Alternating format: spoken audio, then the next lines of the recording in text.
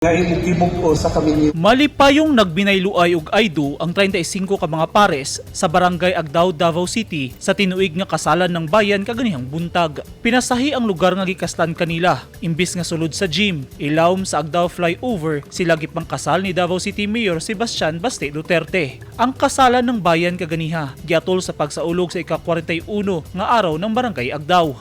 Sa barangay Panakan, laing 14 ka pares ang dungang nga gipangkasal ni Davao City Mayor Sebastian Baste Duterte atol sa ika-21st araw ng barangay Panakan kagahapon Setyembre 29. Gawas sa kasal, highlights sab ang blessing o inaugurasyon sa bagong Panakan Barangay Hall. Mitambong atol sa selebrasyon ng mga opisyal sa City Hall, City Councilors ug mga barangay leaders.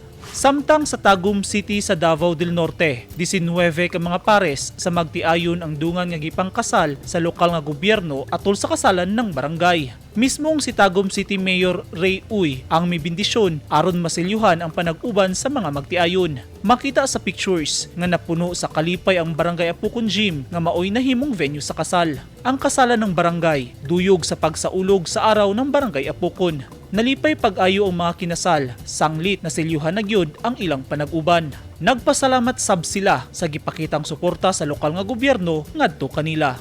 Eugene Hinutan, Newsline Philippines, Davao Region, stay safe.